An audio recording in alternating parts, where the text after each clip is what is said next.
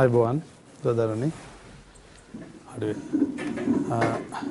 ජාතික රූපවාහිනී නාලිකාවෙන් ක්‍රියාත්මක කරන ජාතික පාසල වැඩසටහනේ පුනරීක්ෂණ පාඩම් මාලාවක් සඳහා අද අප යොමු වෙනවා.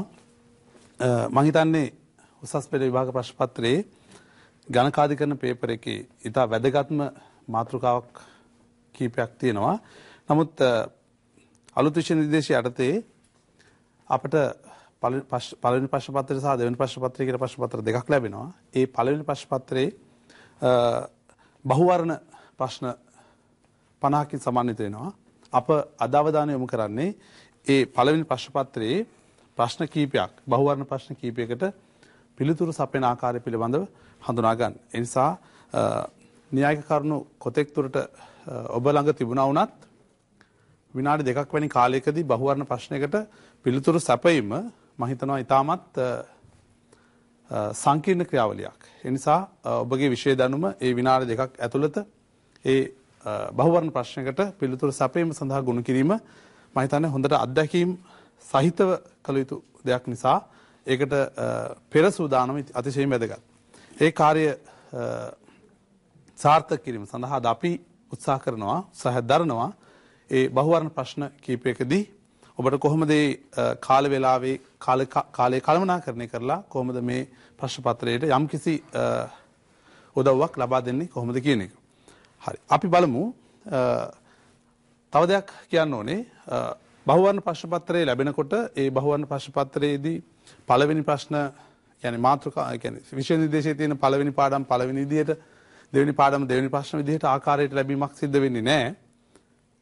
කෙසේ හෝ විෂය නිර්දේශය ආවරණය වන ආකාරයට ප්‍රශ්න 50ක් හැදෙනවා. ඒකෙන් ඉරිගහන ප්‍රශ්න 30ක් සහ පිළිතුරු ලියන ප්‍රශ්න තව 20ක් කෙටි පිළිතුරු බලාපොරොත්තු වෙන ප්‍රශ්න 20ක් සහිතව ප්‍රශ්න පත්‍රය හැදෙන්නේ. ඒ නිසා මේ දෙකම බලාපොරොත්තු වෙන්න වෙනවා අපිට ප්‍රශ්න පත්‍රයකට පිළිතුරු සැපීමේදී. ඒදී අපි අවධානය යොමු කරනවා මුලින්ම ගණන් කීපයකට. මම හිතන්නේ දැන් ඔබලා ගාව තියෙන ප්‍රශ්න දෙක අපිට බලන්න පුළුවන් මේක. පළවෙනි ප්‍රශ්නේ දිහා අපි බලමු. සලාකා නිෂ්පාදන ආයතනය X භාණ්ඩය මුදලට විකිණීමේදී විකුණුම් මිල මත 20%ක ලාභයක් තබා ගන්නා අතර ණයට විකිණීමේදී පිරිවැය මත 40%ක ලාභයක් තබා ගනී. වර්ෂයේ සිදු කළ X විකුණුම් ප්‍රමාණය රුපියල් ලක්ෂ 7කි. ඉන් 60%ක් ණයට විකුණුම් ය. දල ලාභය වන්නේ. දැන් මෙහිදී අපට බලාපොරොත්තු වන්නේ දල ලාභ අනුපාතය සහ විකුණුම් අනුපාත භාවිතා කරලා ඒ ව්‍යාපාරයේ ලාභය ගන්න කිරීම සඳහා. එතෙන්දී අපි අවධානය යොමු කරමු මේ විදිහට. බලන්න මේ පළවෙනි ප්‍රශ්නේ ගත්තොත් ලක්ෂ 7 සලකපුවාම මුදලට විකුණුම් වලින් රුපියල් ලක්ෂ 7න් මුදලට විකුණුම් 140යි. ඒ අනුව අපිට බලන්න පුළුවන් මුදලට විකුණුම් 280ක් 2,80,000ක් සියලු සංඛ්‍යා 10 වලින් අපි මේක මුදලට ණයට විකුණුම් බැලුවොත් ලක්ෂ 7න් 60%ක් අපිට 4,20,000ක් ලැබෙනවා. ඒ අනුව මුළු විකුණුම් බෙදෙන්නේ ණයට විකුණුම් 280ක් සහ මුදලට විකුණුම් 280ක් සහ ණයට විකුණුම් 420ක් ලෙස. එතකොට අත්පිට මුදලට විකිණීමේදී ලාභය ගන්නේ කරන්නේ අත්පිට මුදලට විකිණීමේදී ලාභය බලන්නේ විකුණුම් මිල මත. එතකොට විකුණුම් මිල මත කියපු ආකාරයට විකුණුම් මිල 100ක් නම් එහි ඒක සමන්විත වෙන්නේ පිරිවැය ධන දල ලාභය කියන අවස්ථා දෙකට. එතකොට විකුණුම් මිල 100ක් නම් කියන ආකාරයට ලාභය තියාගන්නේ විකුණුම් මිල මත 20%ක්. එතකොට පිරිවැය 80ක් වෙනවා ලාභය 20ක් වෙනවා. ඒ අනුව අපි 2,80,000ක් සලකනවා මුදලට විකුණුම්. ඒ කියන්නේ ඒක නියෝජනය වෙන්නේ 100න් අපිට බලන්න ඕනේ ලාභය නිසා වැඩි කරනවා 20න්. ඒතර අපිට පිළිතුර ගන්න කරාම 56ක් ලැබෙනවා. ඒ ආකාරයටම ණයට විකුණුම් සලකපුවාම ණයට විකුණුම් වල විකුණුම් මිලට නෙවෙයි පිරිවැයටයි දල්ලාභයේ තීරණය වෙන 40ක්. ඒ වෙනකොට අපි ඒක සලකපුවාම විකුණුම් මිල සමානයි ඒ පිරිවැය ධන දලලාභය කියලා සමීකරණය ගන්න පුළුවන්. එහිදී පිරිවැයට 40ක්. ඒ කියන්නේ පිරිවැය 100යි දල්ලාභය 40යි විකුණන්නේ 140ට. හරි. මේ ආකාරයට අපි සලකා බලුවාම එතෙන්දී අපිට ලාභය ගණනය කරන්න පුළුවන්. අපිට ආවා 420ක් ණයට විකුණුම්. ඒක නියෝජනය වන්නේ 140න්. අපිට බලන්න ඕනේ ලාභය 40ක් නිසා පිළිතුර අපිට ගන්න පුළුවන් 120ක් ලෙස. එහිදී මුදලට විකිණීමේදී ලාභය අපිට ආවා මුදලට විකිණීමේදී ලාභය 56යි ණයට විකිණීමේදී ලාභය 120යි. එතකොට සමස්තය දල් ලාභය 176යි. එතකොට පිළිතුර අපි අවධානය යොමු කරොත් අපිට පිළිතුරු ලැබිලා තියෙනවා පිළිතුරු 4ක් දීලා තියෙනවා. 1 80000ක් 2 1,76,000ක් 3 62857ක් 4 82857ක් පස්වෙනි එක 1,50,000ක්. ඒ තුල පිළිතුර අපිට ගන්න පුළුවන් 1,76,000ක් ලෙස. එහෙනම් පළවෙනි ප්‍රශ්නේ පිළිතුර දෙවෙනි පිළිතුර ලෙස සලකනවා. එකේ දෙවෙනි ප්‍රශ්නය වෙත අපි යොමු වෙමු. ඉහත X භාණ්ඩය විකිණීමේදී මුළු දලලාභ අනුපාතය වන්නේ විකුණු වටිනාකමට සාපේක්ෂව කියලා කියනවා. ඒ කියන්නේ X භාණ්ඩය විකිණීමේදී මුළු දලලාභ අනුපාතය වන්නේ. එතකොට අපි දන්නවා දලලාභ අනුපාතය හොයන්නේ. දලලාභ අනුපාතය සමානයි දලලාභය බෙදීම විකුණුම් වැඩි කිරීම 100. ඒ අනුව අපි හොයාගත්ත දල්ලාභය 1,76,000ක් තියෙනවා. ඒක බෙදනවා සමස්ත විකුණුම් අපි මුලදී අවධානය යොමු කළා ණයට විකුණුම් සහ අත්පිට මුදලට විකුණුම් සමස්ත එකතුව 7ක් බව. අපිට බලන්න ඕනේ 1,76,000ක් ලාභය ලබන්නේ 700ක් විකුණද්දී නම් නැත්නම් 1,76,000ක් ලාභයක් ලබන්නේ 7ක විකුණුම් ප්‍රමාණයකට නම් එය 100කට කීයද කියලා බලන්න 100ෙන් වැඩි කරන්න පුළුවන්. ඒ අනුව අපිට පිළිතුරක් ලබා ගන්න පුළුවන් 100ට 1,76,000 7න් බෙදලා 100න් වැඩි කරාට පස්සේ අපිට උත්තරයක් ගන්න පුළුවන් 25.14ක්. එහෙනම් ලාභය 25.14ක්. අපි අවධානය යොමු කරනවා පිළිතුරු වලට. පළවෙනි පිළිතුර තියෙනවා 30ක්, දෙවෙනි පිළිතුර තියෙනවා 25.14ක්, තුන්වෙනි පිළිතුර තියෙනවා 33යි, තුනෙන් එකක්, හතරවෙනි එක තියෙනවා 40ක්, පස්වෙනි එක තියෙනවා 18.1ක්. ඒ අනුව පිළිතුර අපිට දෙවෙනි පිළිතුර ලෙස සලකන්න පුළුවන්. එකේ පිළිතුර දෙවෙනි පිළිතුර ලෙස අපිට ලබා ගන්න පුළුවන්. අපි ඒ වගේම ඊළඟ ප්‍රශ්නයට අවධානය යොමු කරමු. තුන්වෙනි ප්‍රශ්නය විස්තරයක් ප්‍රථමයෙන් අපි හඳුනා ගන්නවා මේ විදිහට.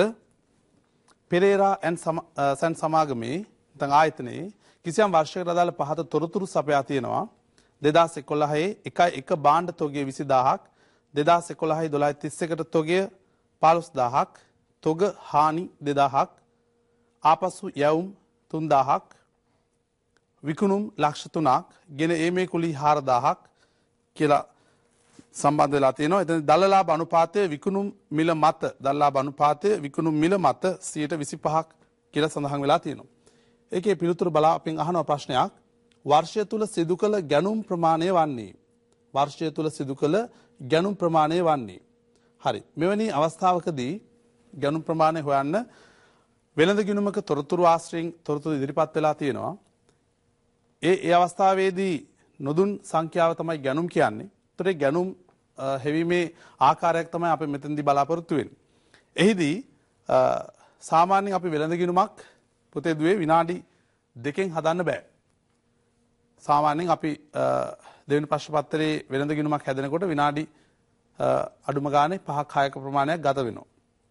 ඒ නිසා මෙවැනි තොරතුරු කීපයක් දීලා ඔයාලට වෙළඳ ගිණුමෙන් ඒ අදාළ තොරතුරක් ඉල්ලන අවස්ථාවේදී අපිට වෙළඳ ගිණුම් තුලින් මේ ප්‍රශ්නෙට උත්තර දෙන්න පුළුවන්. එහෙම දෙන්න ගියොත් එහෙම වෙලාව ඉතා වැඩි කාලයක් හොයා ගන්නවා. ඒ නිසා මේකට කෙටි ක්‍රම අනුගමනය කරන්න වෙනවා විශේෂයෙන් බහුවර්ණ ප්‍රශ්න පත්‍රයේදී පිළිතුරු සපයීමේදී. ඒ නිසා අපිට වෙළඳ ගිණුමක් තුලින් ඒකට පිළිතුරු සපයන්නත් පුළුවන්.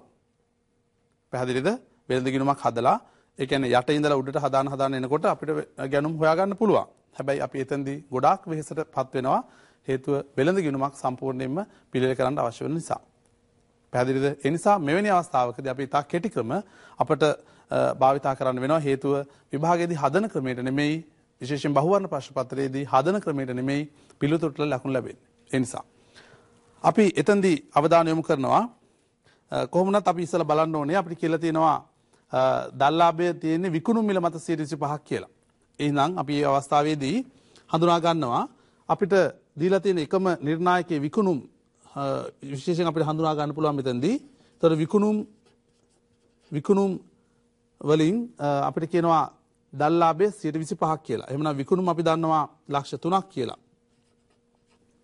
ඒකෙදි දලලාභය 25ක් කියලා අපිට සඳහන් කරනවා. හරි.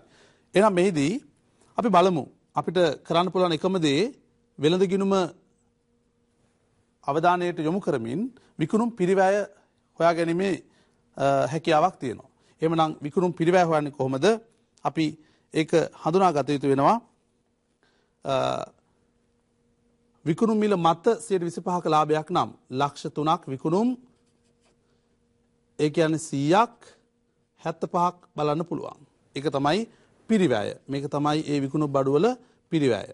හරි. එහෙම පිරිවැය හොයපුවාම අපිට උත්තරයක් වශයෙන් ගන්න පුළුවන් 2,25,000ක්. 2,25,000ක් විකුණුම් පිරිවැය. පැහැදිලිද? හරි. එහෙනම් අපි ගානදී සමස්ත තොරතුරු රාශියක් අපි සඳහන් කරනවා. එහෙනම් ඒ අනුව අපිට පොඩි ටී ගිණුමක් ආශ්‍රයෙන් මේකට පිළිතුරු සොයා ගන්න පුළුවන්. අපි ලියමු විකුණුම් පිරිවැය කියලා. මේ ගිණුම නම් කරනවා විකුණුම් පිරිවැය කියලා. මේ හඳුනාගත්ත විකුණුම් පිරිවැය අපි සඳහන් කරනවා මේ පැත්තට විකුණුම් පිරිවැය. 225ක් මන් සියලු සංඛ්‍යා 10 වලින් හදන්න බලාපොරොත්තු වෙනවා. ඒ වගේම දැන් එක එක තොරතුරු ගමු අපි මෙතනින්. ආරම්භක තොගය තියෙනවා කොහොමත් අපි දන්නවා හර පැත්තට දාන්න ආරම්භක තොගය. ආරම්භක තොගය සියලු සංඛ්‍යා 10 වල නිසා මම 20ක් කියලා සටහන් කරනවා. ඒ වගේම අවසන් තොගය. අවසන් තොගය අපි මේ ගිණුම බැර කරනවා අවසන් තොගය හැටියට. අවසන් තොගය 15යි. ඒ වගේම තොග හානි අපි වෙළඳ ගිණුම සමහරක් වෙලාවට බොහෝ විට අපි කරන්නේ වෙළඳ ගිණුම හර පැත්තෙන් අඩු කරනවා. ඒක හරිම ගිණුම් සටහන නිවැරදි සටහන එනකොට වෙළඳ ගිණුම බැර කරන්නයි ඕනේ. අපි ඒකෙන් බැර කරමු මේකට තොග හානි. තොග හානි. තොග හානි අපිට දීලා තියෙනවා 2ක්. ඒ වගේම ආපසු යවුම්. ආපසු යවුම් කියන්නේ අපි වෙළඳ ගිණුම හර පැත්තෙන් අඩු කරන එකක්. නමුත් නිවැරදි සටහන වෙන්න ඕනේ වෙළඳ ගිණුම බැර. අපි ඒකත් කරමු. බැර කරනවා අපි ආපසු යවුම් කියලා. ආපසු යවුම් අපිට දීලා තියෙනවා ගානේ 3ක් කියලා.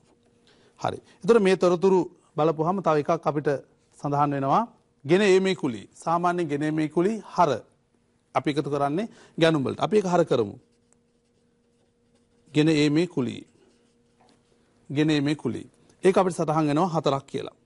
හරි. මම හිතන්නේ මේ තොරතුරු දීලා තියෙන තොරතුරු සියල්ලම අපි සම්බන්ධ කරගත්තා. අපි ඒ අනුව බලන්න පුළුවන් පිළිතුරක් එයි. ඒ පිළිතුර අපිට ගැණුම් කියලා හිතීමේ හැකියාවක් තියෙනවා. එකතුව ගත්තොත් මේ පැත්තට 230යි 245යි.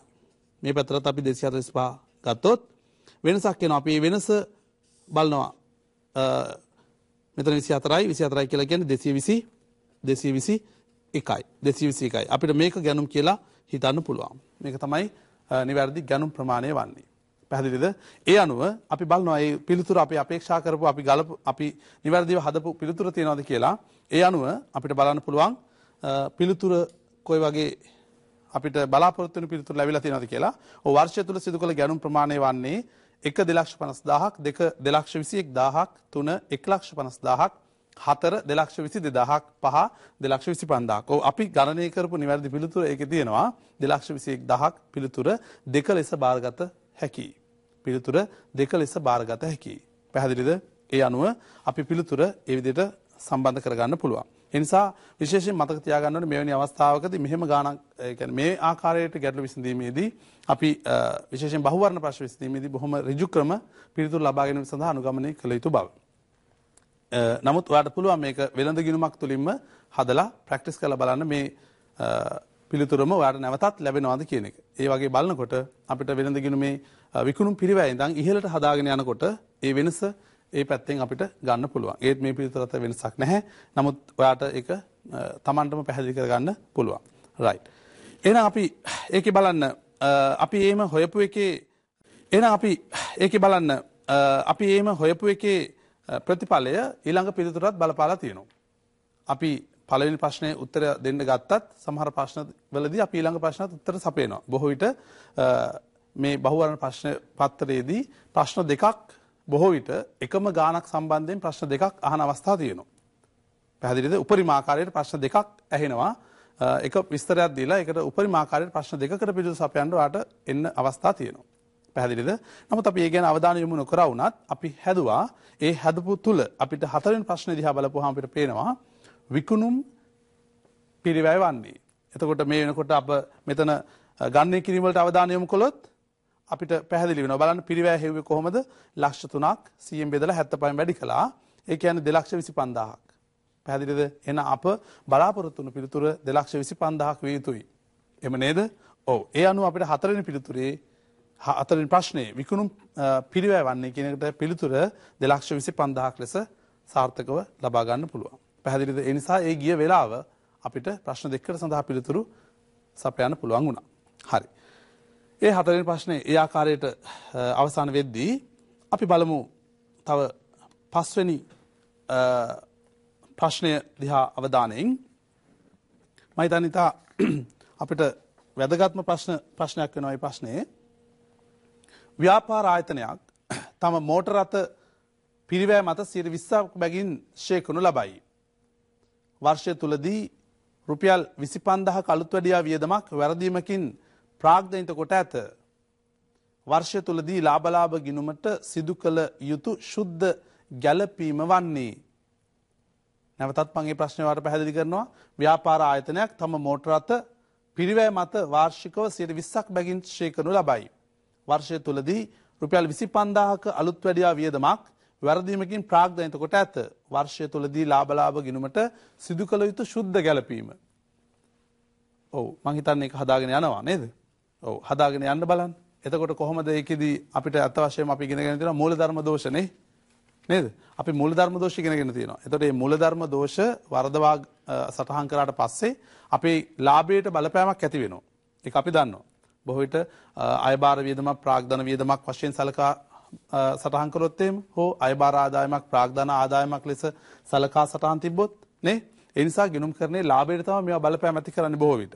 ඒ නිසා මෙතනදී අර මූලධර්ම දෝෂයක්. ඒ කියන්නේ අත වශයෙන්ම ප්‍රාග්ධනිත කිරීම නඩත්තු වියදම් වගේ දේවල් ප්‍රාග්ධනිත කිරීම වැරදිනේ නේද? හැබැයි ඒ විදිහට සටහන් කරලා තියෙනවා කියලා කියනවා. එතනදී ලාභයට වෙන බලපෑම කොහොමද කියලා හඳුනා ගන්නවා. හරි. පොඩක් ඔයා ඒකෙදි ප්‍රැක්ටිස් කරනවා මට පේනවා. නමුත් අපි බලමු අපි හදා ගන්න ගමන්. දැන් මේකේ වෙලා තියෙන ඉස්සෙල්ලා ප්‍රතිඵලය බලන්න. මේකේ ප්‍රතිඵලය තමයි ව්‍යාපාර ආයතනය තම මෝටර රථ පිරිවැය මත 20%ක් බැගින් ෂේ කරනු ලබයි. ඒක දීලා තියෙන්නේ ඇයි? ව්‍යාපාරයේ ෂේ ප්‍රතිපත්තිය. ඉතින් ව්‍යාපාරයේ වත්කම් ෂේ කරනකොට 20%ක් ෂේ කරනවා. ඒක ඉතින් අපිට දැනුවත්භාවය සඳහා පමණයි. අපිට අවශ්‍ය ගානට අදාළ තොරතුරක් ඍජු ප්‍රකාශ කිරීමක් නෙවෙයි. ඒ නිසා අපිට මේ පැත්ත අවධානය පොඩ්ඩක් තිබ්බහම ප්‍රමාණවත්. ඊළඟ බලන්න. වර්ෂය තුලදී 25,000ක අලුත්වැඩියා වියදමක් වැරදීමකින් ප්‍රාග්ධනිත කොට ඇත. අන්න ඒක වැරදීනේ. අලුත්වැඩියා වියදමක් ප්‍රාග්ධනිත කරපුවාම ඒක වියදමක් වශයෙන් ලාභයෙන් කපා හරිනවද නැද්ද? මං හිතන්නේ ලාභයෙන් කපා හැරෙන්නේ නැහැ. ඒ වියදමක් ඒක ප්‍රාග්ධනිත කරලා. පැහැදිලිද? ඒ හින්දා මොකද කරන්නේ? දැන්ට අත්ත වශයෙන්ම කියනවා නම් ලාභය කීයක් වැඩි වෙලාද? 25,000කින් ලාභය වැඩි වෙලා තියෙනවා නේ. 25,000කින් ලාභය වැඩි වෙලා තියෙනවා. හරි. එතකොට බලන්න ලාභය 25,000කින් වැඩි වෙලා තියෙනවා. ලාභයේ වැඩිවීම රුපියල් 25,000යි. ලාභයේ වැඩිවීම රුපියල් 25,000යි. පැහැදිලිද? හරි. එහෙනම් ලාභයේ වැඩිවීම 25,000ක් වුණත් දැන් වර්ෂය තුලදී 25,000ක් අලුත් වැඩි යවීම වැඩිවීම ප්‍රාග්ධනිත කොට ඇත කියලා කියන්නේ එයා වත්කමක් ලෙස ඒක අරගෙන. හරිද? ඔව්. අරගෙන ඉවරලා 120කුත් ෂෙයා කරලා තියෙනවානේ. පැහැදිලිද? එහෙමනම් අපි බලමු 25,000කට ඔය කියන හැටියට 25,000කට 20ක් ෂෙයා කරොත් කීයද කියලා? ඔව් 25,000ට 20ක් රුපියල් කීයද? කීයද? රුපියල් 5,000ක්. රුපියල් 5,000ක්. හරි. එතකොට එහිදී රුපියල් 5,000ක් දැනට ලාභයෙන් අඩු කරලා තියෙනවා. ඒ කොහොමද? පළවෙනි වතාවට ගත්තොත් 25,000ක් ලාභයෙන් එයා අඩු කරලා නැහැ. ඒක ප්‍රාග්ධනිත කරලා. හැබැයි වත්කම ෂෙයා කරලා තියෙනවා. ඒ ෂෙයා වසරේ ලාභයෙන් කොහොමත් 5,000ක් කපහැරලා ඉවරයි. එහෙමනම් 25,000ක් ලාභයට නොගත්තා වුණත් 5,000ක් ලාභයට ෂෙයා වශයෙන් අරන් තියෙනවා. එහෙනම් සත්‍ය වශයෙන්ම අපිට ලාභයට මේ 5,000 මේ 25,000න් 5,000ක් අයින් වුණාම සත්‍ය වශයෙන්ම 20,000ක් තමයි ලාභය වැඩි වෙලා තියෙන්නේ. වියදම් 20,000ක් අඩුවෙන් අරන්. පැහැදිලිද? ඒ නිසා ලාභ ගිණුමට හර කරන්න ඕනේ. නැත්නම් ලාභයෙන් අඩු කරන්න ඕනේ. අපි බලමු අපේ පිළිතුර ඒකට සමගාමීව තියනවාද කියලා. බලන්න. ලාභ ගිණුමට 25,000ක් හර කළ යුතුයි. අපි සැලකුවේ නැත්නම් අර ෂෙයා වීම ඔයාට හරියටම පිළිතුර 25,000ක් කියලා ලැබෙයි. නමුත් උත්තරේ වැරදි. දෙවෙනි එක ලාභ ගිණුමට 20,000ක් හර කළ යුතුයි. මම හිතන්නේ අපිට පිළිතුර වශයෙන් ලැබුණා. තුන්වෙනි එකක් තියෙනවා ලාභ ගිණුමට 20,000ක් බැර කළ යුතුයි. මේ හා සමගාමීව ප්‍රශ්න තමයි තියෙන්නේ. පොඩි හිතීමේ වෙනස් වීමක් තුලින් පිළිතුර සම්පූර්ණයෙන්ම වෙනස් කිරීමට ලක් වෙනවා. ඒ නිසා හොඳ අවධානයෙන් අවබෝධයෙන් ප්‍රශ්න දිහා බලන්න ඕනේ. 4 බලන්න ලාභ ගිණුමට 5,000ක් හර කළ යුතුයි. ඔයා හොයාගන්න ලාභය 5,000 නම් අර 5,000ට සටහනක් එකේ ඇවිල්ලා තියෙනවා. ලාභ ගිණුමට 25,000ක් බැර කළ යුතුයි. මේ ආකාරයට බලන්න ඔබ හදන ගානට අදාළව සියලු පිළිතුරු අභ්‍යාසයේ පිළිතුරු වශයෙන් ලබා දෙනවා. ඒක තමයි බොහොම අවධානය යොමු කරන්න පුළුවන් අවස්ථාව. ඒක තමයි යොමු කළ යුත්තේ ඔබ. නිවැරදිව පිළිතුරු ඔබ හැදුනා වුණත් ප්‍රශ්නේ දීලා තියෙන උත්තර දිහා බලනකොට අවධානය පොඩ්ඩක් හරි අයින් වුණොත් ඒ අහලා තියෙන ප්‍රශ්න ඒ ගානට අදාළවම නිසා ඔයාලට ටක් ගාලා ඊට වෙන උත්තරයකට පිළිතුරු සපයන්න ඉඩ තියෙනවා. පැහැදිලිද? ඒ නිසා අවබෝධයෙන් බැලුවොත් අපිට දෙවෙනි පිළිතුර ලාභ ගිණුමට 20,000ක් හර කළ යුතුයි. ඇයි ඒ? දැනට ලාභය වියදම අඩු නිසා ලාභය 20,000ක් වැඩි වෙලා. එහෙනම් නිවැරදි කරන්න ලාභය අඩු කළ යුතු වෙනවා. පැහැදිලිද? හොඳයි. අපි මේ ප්‍රශ්නය ඒ ආකාරයට කතා කරන ගමන් අපි ඊළඟ ප්‍රශ්නෙට යමු. වැරදීමකින් රුපියල් 5,000ක ගැනුම් ඉන්වොයිසයක් ගැනුම් ගිණුමේ සටහන් නොකර රුපියල් 1,500ක් ලෙස විකුණුම් ගිණුමට පිටපත් කර ඇත. මේ තුලින් වෙළඳ ගිණුමේ දල ලාභයට ඇති වූ බලපෑම වන්නේ. අයසරයක් අපි ඒ ප්‍රශ්න වෙත අවධානය යොමු කරමු. වැරදීමකින් රුපියල් 5,000ක ගැනුම් ඉන්වොයිසයක් ගැනුම් ගිණුමට සටහන් නොකර රුපියල් 1,500ක් ලෙස විකුණුම් ගිණුමට පිටපත් කර ඇත. මේ තුලින් වෙළඳ ගිණුමේ දල ලාභයට ඇති වූ බලපෑම. මම හිතන්නේ පිළිතුරු ගැන අවධානය යොමු කරන්න කලින් අපි මේක විසඳගෙන හිටියොත් හොඳයි. එහෙම නැත්නම් සියල්ල පිළිතුරු එක හා සමාන බැවින් අපිට පිළිතුර තෝරා ගැනීමේදී ප්‍රශ්නයක් ඇති වෙන්න පුළුවන්. හොඳයි. අපි බලමු මේ කියන හැටියට දැන් ගැනුම් 5,000ක් වැරදීමකින් රුපියල් 5,000ක් ගැනුම් ඉන්වොයිසයක් ගැනුම් ගිණුමේ සටහන් නොකර. හරි. ඒ කියන්නේ ගැනුම් ගිණුමේ සටහන් කරේ නැහැ කියලා කියන්නේ ගැනුම් වියදමක් වශයෙන් සලකන බැවින් රුපියල් 5,000ක් වියදමක් වශයෙන් අරන් නැහැ. ඒ නිසා ලාභය රුපියල් 5,000ක් වැඩි වෙලා තියෙනවා. පැහැදිලිද? එහෙනම් අපි බලමු. ගැනුම් වියදමක් බැවින් ගැනුම් වියදමක් බැවින් ගැනුම් වියදමක් බැවින් එය සටහන් නොකර ඇති බැවින් නේ එය සටහන් නොකර ඇති බැවින් ලාභය රුපියල් 5000ක් වැඩි වී ඇත. රුපියල් 5000ක් ලාභය වැඩි වෙලා තියෙනවා. පැහැදිලිද? හරි. ඒ වගේම සටහන් නොකර රුපියල් 1500ක් ලෙස විකුණුම් ගිණුමට පිටපත් කර ඇත. දැන් විකුණුම් වෙච්ච නැති ප්‍රමාණයක් ආයෙත් විකුණුම් කියලා සටහන් වෙලා තියෙනවා. ඒ විකුණුම් ලෙස සටහන් වීමේ ප්‍රතිඵලයක් වශයෙන් නැවත මොකද උනේ? ලාභයක් ආයෙ 1500කින් වැඩි වෙලා තියෙනවා. එහෙමනම් දෙවෙනි කරුණ නිසා මොකද උනේ? ලාභය තවත් 1500ක් වැඩි වෙලා තියෙනවා. වැඩි වී ඇත. එහෙනම් සමස්ත ප්‍රතිඵලය බැලුවොත් මේ වැරදීමකින් රුපියල් 5000ක ගැනුම් ඉන්වොයිසයක් ගැනුම් ගිණුමේ සටහන් නොකර ඒ විකුණුම් ගිණුමේ 1500ක් ලෙස සටහන් වීම තුලින් 6500ක ලාභයේ වැඩිවීමක් සිද්ධ වෙලා තියෙනවා. වැඩිවීම සිදු වී ඇත. හරි. අපි හඳුනාගත් ආකාරයට මෙහෙමයි අපේ පිළිතුර. අපි බලමු මේක බලාපොරොත්තු වෙන පිළිතුර තුළ තියෙනවද කියලා. බලන්න. ඒකට අදාළ අපි පිළිතුර වලට යමු වෙනවා. පළවෙනි එක දල ලාභය රුපියල් 6500ක් වැඩිවීමයි. දෙවෙනි එක දල ලාභය 1500කින් අඩුවීමයි. දල ලාභය 3500කින් අඩුවීමයි. දල ලාභය 6500කින් අඩුවීමයි. දල ලාභය 5000කින් වැඩිවීමයි. ඔව් පිළිතුර එක ලෙස ගන්න පුළුවන්. දල ලාභය අපි දන්නවා 6500ක් වැඩි වෙලා මේ කරුණ හේතු කොටගෙන. පැහැදිලිද? මේකේ නිවැරදි කිරීමක් නෙමෙයි ඔයාගෙන් බලාපොරොත්තු වෙන්නේ. ඔබගෙන් බලාපොරොත්තු වෙන්නේ ඒකේ වැඩිවීම කොතෙක්ද කියලා දැනගන්න විතරයි. පැහැදිලිද? ඒ නිසා දල්ලාභය හතරවෙනි පිළිතුර වර්ධවා තේරුම් ගන්න එපා. දල්ලාභය 6500කින් අඩුවීම කියන එක ඒක නිවැරදි කරනකොට කරන්න ඕන කාර්යය. පැහැදිලිද? නමුත් අහලා තියෙන්නේ මොකද්ද? මේ ඇති වූ බලපෑම මොකද්ද කියලා අපි බලපෑමටයි පිළිතුරු සපයන්නේ. ඒ නිසා ඔබ තේරුම් ගන්න ආකාරය කොහොමද කියලා බලන්නයි ඒ පිළිතුරේ සියල්ලම ශිෂ්‍යෙක් විසින් අවධානය යොමු කරන සියලු පිළිතුරු වශයෙන් 5ක් ලබා දීලා තියෙනවා. ඒ නිසා බොහොම අවධානයෙන් ඒක ඔබ නිවැරදි ලෙස සලකා බැලිය යුතු වෙනවා. පැහැදිලිද? හොඳයි. ඊළඟ ප්‍රශ්නේ ගත්තොත් බලන්න වැරදීමකින් ලද ගෙවල් කුලී රුපියල් 1500ක් එම ගිණුමේ සටහන් නොකර ගෙවල් කුලී ගිණුමේ පිටපත් කර ඇත. ගෙවල් කුලී ගිණුමේ පිටපත් කර ඇත. එසේම ලද වට්ටම් රුපියල් 500ක් හා දුන් වට්ටම් 250ක් ගිණුම් වල එකිනෙක මාරු කොට සටහන් කර ඇත. මෙමගින් ශුද්ධ ලාභයට සිදු වූ බලපෑම වන්නේ.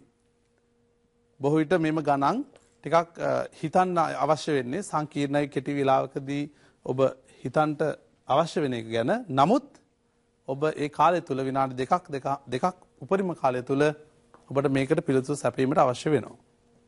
ඒ නිසා හොඳ තර්කානුකූල දැනුමක් මේ අවස්ථාවේදී ඔබට අතිශයින් වැදගත්. බලන්න වැරදීමකින් ලද ගෙවල් කුලී රුපියල් 1500ක් එම ගිණුමේ සටහන් නොකර ගෙවල් කුලී ලෙස සටහන් පිටපත් කර ඇත. අපි එකිනෙක ඒ හිමීට අපි ඒකට අවධානය යොමු කරනවා.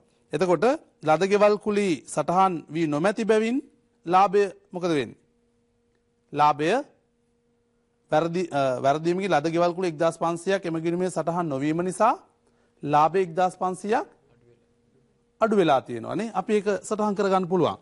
පළවෙනි එකේ මොකද වෙන්නේ? ලාභය රුපියල් 1500ක් අඩුයි. පළවෙනි කාර්යය තුල අඩු වී ඇත රුපියල් 1500ක්. ඇයි ලද 1500ක් එම ගිණුමේ සටහන් වෙලා නැහැ. අපි ඊළඟට බැලුවොත් නොකර ගෙවල් කුලී ගිණුමට පිටපත් කර ඇත. එහෙමනම් වියදමක් වැඩියෙන් අරගෙනනේ ආදායමක් සලකලත් නැහැ. ඒ නිසා ලාභය අඩු වෙලා. ඒ වගේම මේක වියදමක් ලෙස සලකපු හින්දා ලාභයෙන් තවත් 1500ක් අඩු වෙලා තියෙනවා. පැහැදිලිද? ඒ නිසා වියදමක් වැඩියෙන් ගැනීම හේතුවෙන් ලාභය කීයක් අඩු වෙලා තියෙනවද? ආයෙත් 1500ක්. ලියන්න.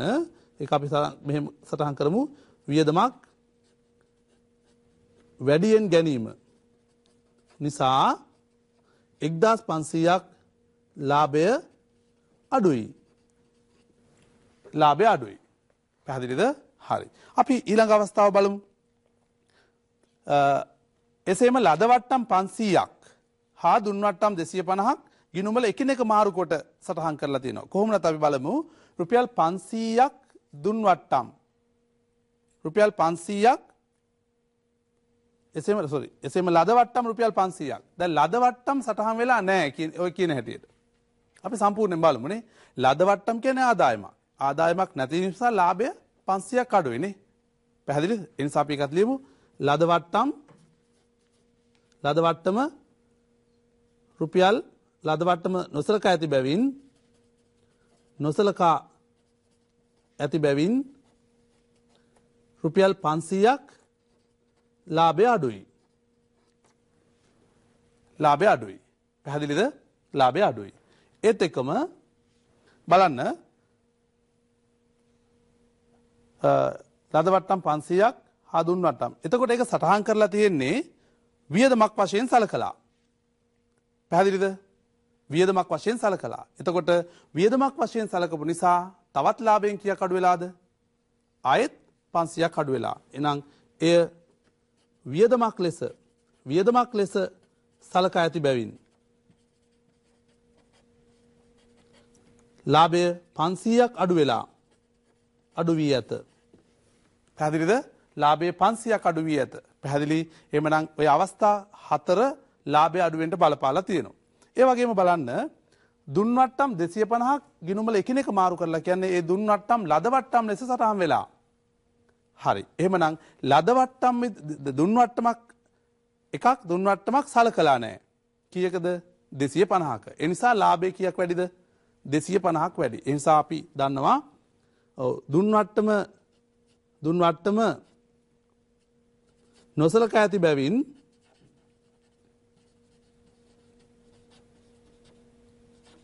ලාභය 250ක් වැඩි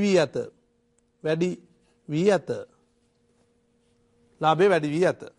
පැහැදිලිද? ඒ වගේම දුන් වට්ටමක් නොසලකා ඇති බැවින්. නමුත් දැන් ඒක සටහන් වෙලා තියෙන්නේ ආදායමක් ලෙස සටහන් වී ඇති නිසා මොකද කරන්න ඕනේ? ආයෙත් ලාභය 250ක් වැඩි වෙලා තියෙනවා. පැහැදිලිද? ඒ දුන් වට්ටමයි ලද වට්ටමක් ලෙස සටහන් වීම නිසා ආයෙත් ලාභය 250ක් වැඩි වෙලා තියෙනවා. එහෙමනම් එය ලද වට්ටම් ලෙස සැලකූ බැවින් සලකා ඇති බැවින් ලාභය 250ක් වැඩි වී ඇත. පැහැදිලි? හරි. එහෙනම් මේකේ සත්‍ය ප්‍රතිඵලය අපන්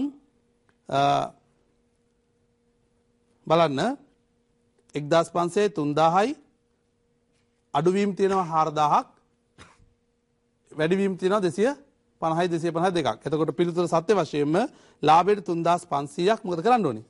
ලාභයට 3500ක් එකතු කළ යුතුයි. පැහැදිලිද? ඒක හොයන්නේ කොහොමද? 4000න් අඩුවීම් මේක එකතු වෙන 4000න් 500ක් අඩු නාම ලැබෙන පිළිතුරයි අපි මේ 3500 ලෙස සඳහන් කරා. අපි බලමු මේ පිළිතුරු තියනවාද කියලා. ලාභයට 3500ක්. ඔව්. දැන් මේ කියන හැටියට ලාභය 3500ක් එකතු කළ යුතුයි ද බලන්න. මේ තියෙන 3500කින් ශුද්ධ ලාභය වැඩි වී ඇත. 3500කින් ශුද්ධ ලාභය අඩු වී ඇත. එහෙනම් ශුද්ධ ලාභය අඩු වෙලා තමයි තියෙන්නේ 3500. පිළිතුර 4 වශයෙන් බාර ගන්න පුළුවන්. අපිට අහුවොත් එහෙම මේකෙන් ඊළඟ ප්‍රශ්නය ලාභයට කළ යුතු ගැළපීම කුමක්ද කියලා. ඔව් ලාභයට කළ යුතු ගැළපීම නම් 3500ක් අපි ලාභයට එකතු කළ යුතුයි. පැහැදිලිද? හොඳයි. මේවා වැරදි නිවැරදි කිරීම පිළිබඳව නෙවෙයි මෙතනදී අවධානය යොමු කරන්නේ. මේකේ සත්‍ය ප්‍රතිඵලය ලාභයත් එක්ක කොහොමද සම්බන්ධ වෙන්නේ කියන එක. පැහැදිලිද? හොඳයි. අපි ඒත් එක්කම ඊළඟ ප්‍රශ්නෙට අවධානය යොමු කරනවා. බලන්න. නිමල් 2011 1 දින ව්‍යාපාරයක් රුපියල් 20000ක ප්‍රාග්ධනයක් යොදා ආරම්භ කරන ලදී. වර්ෂ අවසානයේ ව්‍යාපාරයේ තිබූ මුළු වත්කම් වල වටිනාකම 64000කි. නාහිමියන්ට ගෙවීම රුපියල් 10000ක් ශේෂයක් තිබුණි. වර්ෂය තුලදී ඔහු මාසක රුපියල් 500 බැගින් ව්‍යාපාරයෙන් මුදල් ගෙන ඇත.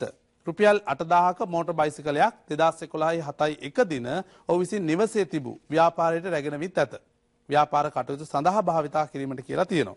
වෙනත් තොරතුරු හඳුනා ගන්නට නැති හින්දා ඔයන් අහනවා නිමල් වර්ෂය තුලදී උපයා ඇති ශුද්ධ ලාභය හෝ පාඩුව.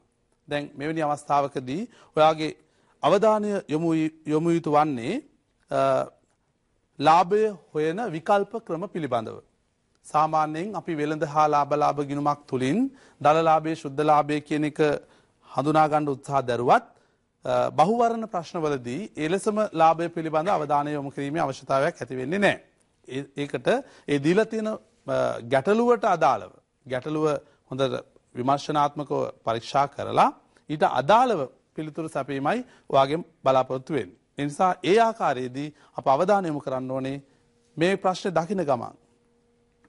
ඔබගේ අවධානය යොමු යුතු වන්නේ මම හිතනවා අසම්පූර්ණ සටහන් වල ලාභ සෙවීමේ කාර්ය සඳහා හෝ ගිණුම් කරන සමීකරණය තුලින් ලාභ සෙවීමේ කාර්ය උදෙසා.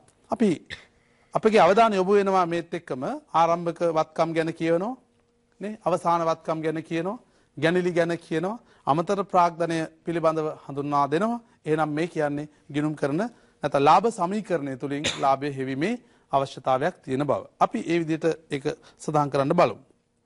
අපි දන්නවා ලාභය හොයන්නේ කොහොමද කියලා. බලන්න අපි ලාභය හොයන්නේ ලාභය සමානයි අග ශුද්ධවත්කම් ඍණ මුල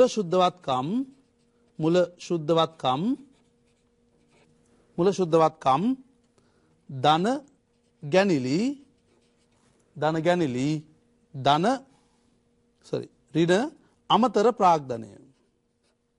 අමතර ප්‍රාග්ධනය. මෙන්න මේ සමීකරණය විසඳුවාට පස්සේ අපිට මේ අදාළ පිළිතුරු ලබා ගන්න පුළුවන්. රයිට්? ලාභය සමානයි අග ශුද්ධවත්කම් අභ්‍යාසයේ කියන හැටියට අග ශුද්ධවත්කම් වර්ෂයේ අවසානයේදී ව්‍යාපාරයේ තිබූ මුළුවත්කම් වල වටිනාකම 64000යි. හැබැයි ණය හිමියන්ට 10000ක් ගෙවීමට තිබුණා. එහෙනම් අග ශුද්ධවත්කම් බලනකොට අපිට ගන්න පුළුවන් 64000 ඍණ 10000. හේතුව වත්කම් 64000ක් තිබුණා වුණත් වගකීම් 10000ක් තියෙනවා. ඒ වගේම මුල ශුද්ධ වත්කම් පැහැදිලිව අභ්‍යාසයේ සඳහන් වෙනවා 20000ක් වශයෙන් ඍණ 20000යි. ගැනිලි පිළිබඳ සඳහන් කරනකොට රුපියල් 500 බැගින් ගැනිලි සෑම මාසයකම ලබා ගන්නා බැවින් 500 වැඩි කිරීම 12 වාර්ෂිකව ගණනය කර ගන්න පුළුවන්. එතකොට ගැනිලි අපි හොයන්න පුළුවන් 500ක් වැඩි කිරීම 12. එතකොට අපිට 6000ක් කියලා පිළිතුරක් ලබා ගන්න පුළුවන්. ඒත් එක්කම අග කියන්නේ ව්‍යාපාරයේ අතරතුරදී ඔහු ප්‍රාග්ධනය වශයෙන් සපයනවලු රුපියල් 8000ක් වටිනා මෝටර් බයිසිකලයක්. ඒ නිසා ඒක අමතර ප්‍රාග්ධනය සැපයුවා ලෙස සලකා 8000ක් අඩු කරන්න අවශ්‍ය වෙනවා. එහෙනම් මේ ආකාරයට පිළිතුරු විසඳපුවාම අපිට ගන්න පුළුවන් 54000යි ඍණ 20000යි ධන 6000යි ඍණ 8000යි. right මේකේ පිළිතුරක් වශයෙන් අපිට ගන්න පුළුවන් 32000ක ලාභය 32000යි. එහෙනම් පිළිතුර වශයෙන් 32000ක ලාභයක් බලාපොරොත්තු වෙන්න ඕනේ අපි හදපු පිළිතුරක් වශයෙන් තියෙනවද කියන එක. ඔව්. පළවෙනි පිළිතුර 32000ක ලාභයක්, 40000ක ලාභයක්, 24000ක ලාභයක්, 32000ක පාඩුවක් සහ 24000ක පාඩුවක්. එහෙනම් පිළිතුර එක වශයෙන් සලකන්න පුළුවන්. ඒත් එක්කම අපි ඊළඟ ප්‍රශ්නට අවධානය යොමු කරමු. ඒ වගේම ප්‍රශ්නයක් අපි සලකා බලමු ඒ ආකාරයට. බර්නාඩ් සිල්ලර් ව්‍යාපාරයක් පවත්වාගෙන යයි 2011 1 ඔහුගේ ව්‍යාපාරයේ තිබූ ස්ථාවර වත්කම් වල වටිනාකම 80000කි, ජංගම වත්කම් වල අගේ 40000කි. නාහිමියන් රුපියල් 25000ක් ගෙවීමට තිබුණි. 2011 දිනට ඔහු උපයා ඇති ශුද්ධ ලාභය 27000කි. වර්ෂය තුලදී සතියකට රුපියල් 200 බැගින් මුදල් ගැනිලි ඔහු විසින් සිදු කර ඇත. අමතර ප්‍රාග්ධනය වශයෙන් රුපියල් 12000ක් යොදවා ඇත. 2011 12 31 දිනට ශුද්ධ වත්කම් වන්නේ තවදුරටත් ඔබගේ පැහැදිලිතාවය සඳහා ලබා දීලා තිනවා වර්ෂයකට සති 52ක් පවතියයි උපකල්පනය කරන්න. හොඳයි. අපි ඒ ප්‍රශ්නෙට පිළිතුරු සැපීමේදී අවධානය යොමු කරමු අවසාන ශුද්ධවත්කම් ජනනය කරන සමීකරණය තුලින්. අපිට ලියන්න පුළුවන් අවසාන ශුද්ධවත්කම් සමානයි ආරම්භක ශුද්ධවත්කම් ධන අතිරේක ප්‍රාග්ධනය ධන ශුද්ධලාභය ඍණ ගැනිලි. මෙන්න මේ සමීකරණයට ඔබ හඳුනාගත්ත තොරතුරු සියල්ල සම්පීඩනය කරන්නේ නම් ඔබට එය හඳුනාගත හැකියි. කොහොමුණත් ආරම්භයේ තිබූ මුළුවත් ස්ථාවරවත්කම් 80000යි ජංගමවත්කම් 40000යි. එතකොට මේ දෙකේ එකතුව අපි හඳුනා ගන්න පුළුවන් 1,20,000ක් හැටියට. පැහැදිලිද? එතකොට ඒ 1,20,000ක් තිබුණා වුණත් නාහිමියන්ට ගෙවන්න තියෙනවා රුපියල් 25,000ක්. එතකොට සමස්තයේ ආරම්භක ශුද්ධවත්කම් සැලකපුවාම අපිට පිළිතුරක් වශයෙන් 95,000ක් ලබා ගන්න පුළුවන්. මේ 95,000 ලබා ගන්න ආකාරය පිළිබඳ හඳුනා ගත්තොත් අපිට පුළුවන් 80,000ක් ධන 40,000ක් ඍණ 25,000කින් ඒ පිළිතුරු ලබා ගන්න. අතිරේක ප්‍රාග්ධනය පිළිබඳ හඳුනා ගන්නකොට අපිට එතකම අතිරේක ප්‍රාග්ධනය ලෙස අභ්‍යාසය කියලා තියෙන හැටියට 27,000ක් වර්ෂය තුල දිනට ඔහුගේ උපයාද විශුද්ධලාභ 25,000යි. අමතර ප්‍රාග්ධන වශයෙන් රුපියල් 12,000ක් යොදවා ඇති බව සඳහන් කරනවා. ඒ නිසා 12,000ක් අපිට එකතු කරන්න පුළුවන්. ඒ වගේම ශුද්ධ ලාභය 27,000ක් උපයා ඇති බව සඳහන් වෙනවා. ගැනිලි පිළිබඳව සඳහන් වෙනකොට ගැනිලි සතියකට රුපියල් 200ක් බැගින් ලබා ගන්න නිසා සහ සති 52ක් වර්ෂයට උපකල්පනය කළ යුතු බැවින් ගැනිලි ප්‍රමාණය 6,700ක් කියලා සටහන් කරන්න පුළුවන්. 200ක් වැඩි කිරීම 52 කියලා පිළිතුරින් අපිට මේ පිළිතුර ලබා ගන්න පුළුවන්. ඒ අනුව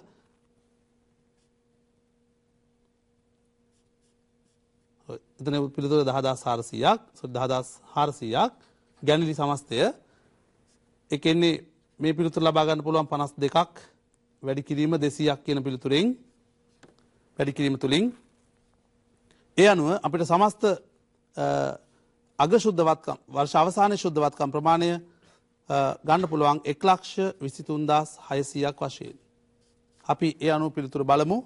අපි බලාපොරොත්තු වන පිළිතුර එතන තියෙනවද කියලා. 1,23,600ක් පිළිතුර තියෙනවා. අපි ඒ අනුව ඒ පිළිතුර තුන්වෙනි පිළිතුර වශයෙන් හඳුනා ගන්නවා. පැහැදිලිද?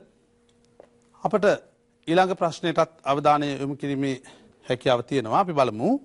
10 වෙනි ප්‍රශ්නේ දයාවති තේ කඩයක් පවත්වාගෙන යයි 2011 4 දිනට එහි තිබූ මුළුවත්කම් ප්‍රමාණය 8,200කි සිල්වාට ගෙවීමට තිබූ ප්‍රමාණය 1,500කි. වර්ෂය තුලදී අය අලුතින් බොයිලේරුවක් තමන්ගේ පෞද්ගලික වියදමින් ගෙන විත් ඇත. රුපියල් ඒකේ වටිනාකම 2,700ක් කියලා සඳහන් වෙනවා. ඇය තමන්ගේ වියදම් පියවා ගන්නේද මෙම තේ කඩයෙන් ලැබෙන ආදායමිනි. වර්ෂ අවසානයේදී ඇය රුපියල් 4,200ක ලාභයක් උපයා ඇත. 2011 3.31 දිනට මුළුවත්කම් ප්‍රමාණය 9,400කි. සිල්වා ඒ වගේම සිල්වා රුපියල් 2,700ක් ගෙවීමට ඇත. වර්ෂය තුලදී ඇය විසින් සිදු කළ ගැනිලි ප්‍රමාණය වන්නේ. මෙහිදී අවධානය යොමු කරන්නේ ගැනිලි ජීවිකාව සඳහා ව්‍යාපාරයේ මුදල් ලබා ගන්න බව සඳහන් වෙනවා. ඒ කොච්චර ප්‍රමාණයක්ද ගත්ත කියන එකයි සඳහන් වෙන්නේ. ඒ අනුව අපි බලමු ගැනිලි කියන සූත්‍රය උක්ත වෙන ආකාරයට ගැනිලි සමානයි ආරම්භක ශුද්ධවත්කම් ධන අතිරේක ප්‍රාග්ධනය ධන ශුද්ධ ලාභය ඍණ අවසාන ශුද්ධවත්කම් මේ ආකාරයටයි අපිට පිළිතුරු සපයන්න අවශ්‍ය වෙන්නේ.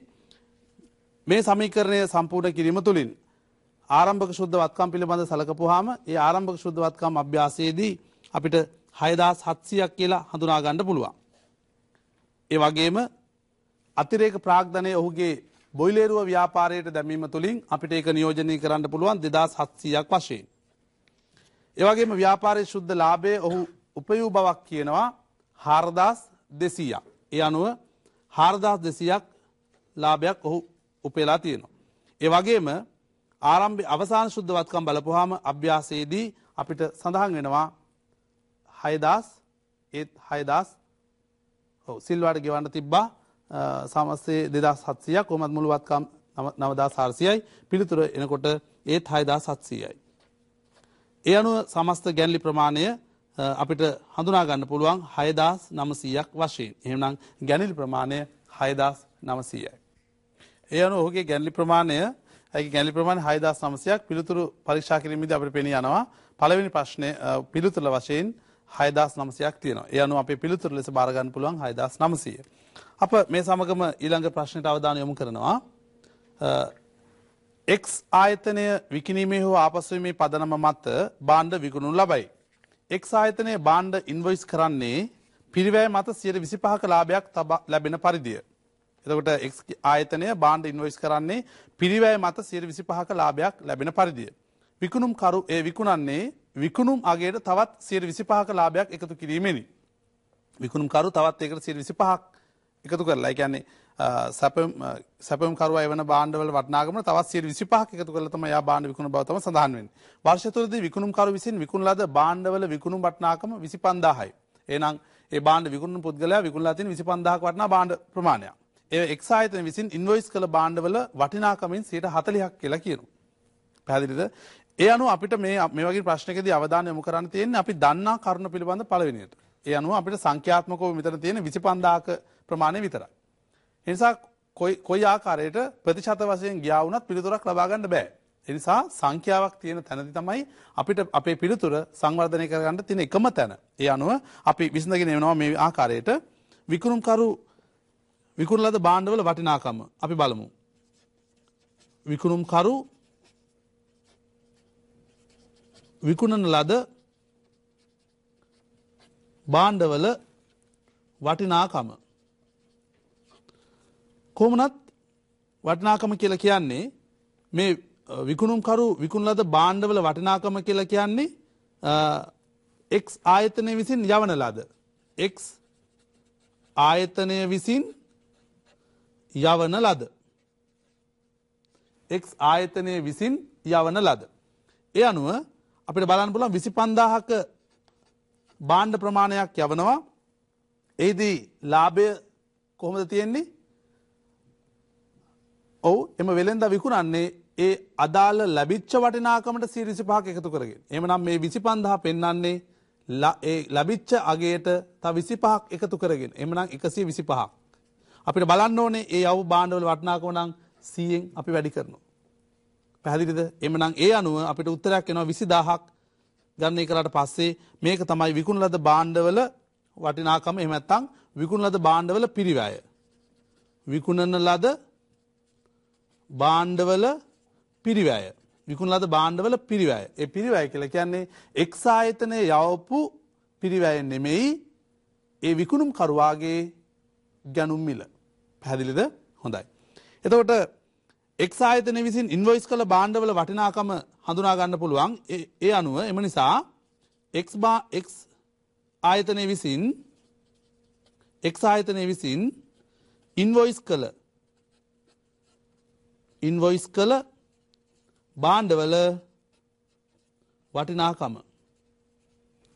ඉන්වොයිස් කළ භාණ්ඩවල වටිනාකම එතන සඳහන් වෙනවා 25000ක් එය X ආයතනය විසින් ඉන්වොයිස් කළ භාණ්ඩවල වටිනාකමෙන් 40%ක් බව. එමනම් මේ 20000 කියලා කියන්නේ X ආයතනයේ යවුව භාණ්ඩවල 40ක් නියෝජනය කරනවා. එහෙනම් අපි බලන්න ඕනි 100ක් කීයද කියලා. ඒ අනුව ඔහු යවුව භාණ්ඩවල වටිනාකම 50000ක් කියලා පිළිතුරක් ලැබෙනවා. පැහැදිලිද? එහෙනම් X කියන ආයතනය යවලා තියෙන්නේ රුපියල් 50000ක වටිනාකමක් සහිත භාණ්ඩ. ඊළඟ ප්‍රශ්නෙන් අපිට බලාපොරොත්තු වෙනවා ආයතන විසින් ඉන්වොයිස් කළ භාණ්ඩවල වටිනාකමින් 40%ක් කියලා තියෙනවා. එතකොට ඒකෙන් අහනවා X ආයතන විසින් ඉන්වොයිස් කළ භාණ්ඩවල ඉන්වොයිස් වටිනාකම සහ විකුණා ඇති භාණ්ඩවල පිරිවැය.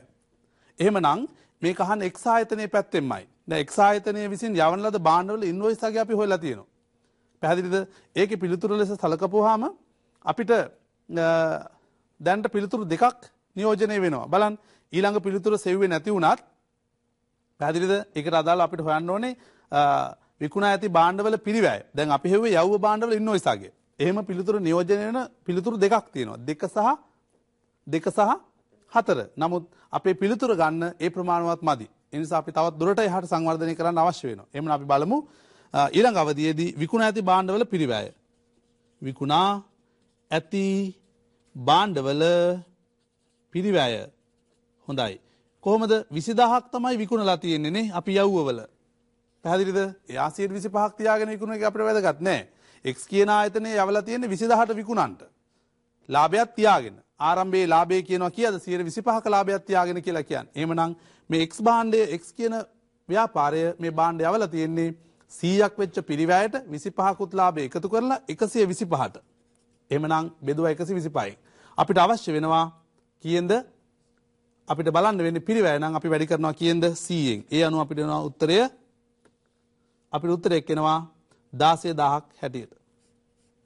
එහෙමනම් ඒ 16000 බලපුවාම පිළිතුර තියෙනවා 16000 පිළිතුරු අංක 2. එහෙනම් ඒ පිළිතුරට අංක 2 වශයෙන් සලකා බලන්න පුළුවන්. පැහැදිලිද? එහෙනම් ඒ X ආයතන විසින් ඉන්වොයිස් කළ භාණ්ඩවල වටිනාකමත් 50000ක් සහ එහි පිරිවැය 16000ක් බව හඳුනා ගන්නවා. හොඳයි. මේ අනුව අපි ඉතා වැදගත් ප්‍රශ්න බහුවර්ණ ප්‍රශ්න කීපයකට අවධානය යොමු කළා. මේ ආකාරයටයි බහුවර්ණ ප්‍රශ්න වලට ඔබ පිළිතුරු සැපිය යුත්තේ. ඉතා කාලය ඉතාමත් කළමනාකරණය කර ගැනීමේ අවශ්‍යතාවය ඇති වෙනවා. අප දන්නවා විභාග අභ්‍යාසයේදී මුණ දෙන ශිෂ්‍යයාවන් ඒ වගේ විභාග අවස්ථාවේදී කාලය පිළිබඳව කොච්චර සලකා බැලුවා වුණත් ඔවුන් දැනුවත්ම කාලය ගත වෙනවා. නමුත් ඔබ ඉදිරි ජයග්‍රහණය කරන්න නම් ඉතා ඕනෑකමින් ඉතා කැපවීමෙන් කාලය කළමනාකරණය කරගත යුතු වෙනවා. ඒත් එක්කම මේ කාර්ය සම්බන්ධ වීම මේ කාර්ය ඔබ වෙනුවෙන් සම්බන්ධ කිරීමට වෑයම් කළ ජාතික රූපවාහිනී ආයතනයට සහ කාර්ය මණ්ඩලයට අප ස්තුතිවන්ත වෙනවා මෙවැනි අවස්ථාවක් අපේ දුවා දරුවන්ට ලබා දීම පිළිබඳව. අයබෝවන්.